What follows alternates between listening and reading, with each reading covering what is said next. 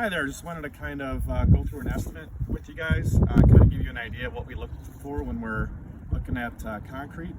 And when we do a walkthrough, I'll talk about some of the problems that I'm seeing, and we'll discuss some of the solutions and some of the causes that kind of create sinking concrete. So as you can see here, we have a driveway that goes to a back patio, and the main thing that we kind of look for is this garage here.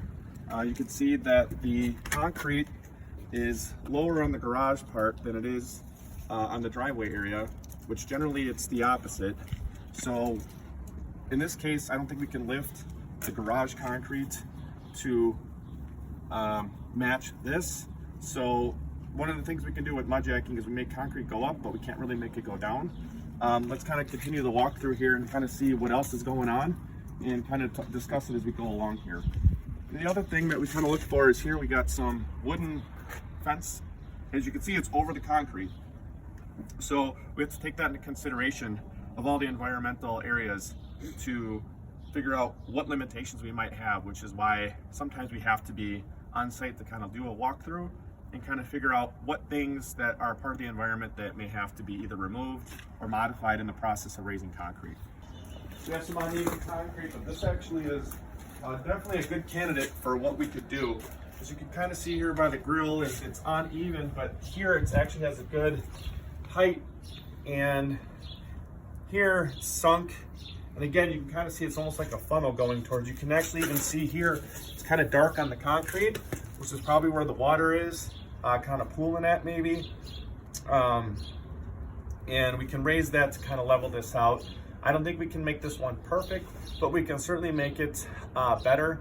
I know that this particular customer has little kids, and obviously trip hazards are probably the primary concern here. So I think at the end of the day, we can solve this. As you can see, the other thing that we look for is the integrity of the concrete.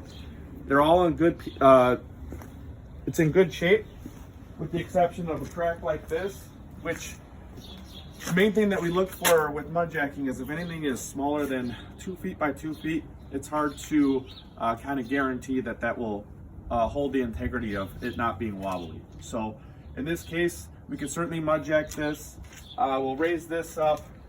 I don't think here, I think this is a limitation of the actual job, in that we really don't want to monkey with this piece too much.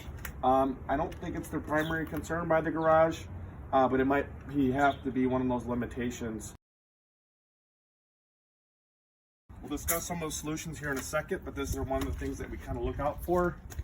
You can see here that we have some sinking concrete, but this is a prime example. If you look at the house, there's no gutters and there's no eave. So when the water comes down, it's pitched away from the house, which is great, but you can see that the last piece of concrete, it has sunk.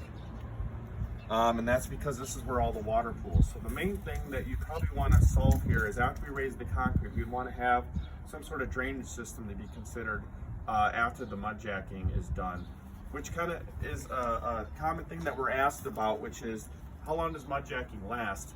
And this is a good example of we can raise the concrete, but we still have an issue of where are we going to go with the water. So I would highly recommend to the customer, if we end up doing this job, to put a French drain in or some sort of lawn drainage to be able to dissipate the water out into the front yard.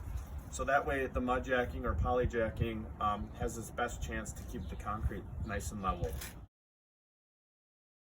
Obviously, the other question we get a lot is replacement. And replacement's always going to be a better solution from the standpoint of it looking better. However, sometimes the cost is the most important part, because we all know there's a lot of costs when it comes to maintaining a house. So the integrity of the concrete is good, and I think we can fix 90% of their problems, especially here in the driveway too. We want to raise that up. Again, we have cracks in the driveway, but they're bigger than 2 by 2, and I think we can solve their immediate problem and then maybe plan for the future for replacement. With that said, I hope that gives you some insight on what an estimate looks like and some of the things that we're looking at from an environment standpoint. And if you have any other questions and about your specific project, feel free to give us a call or a text. We'd be happy to help. Thanks guys, we'll see you on the next video.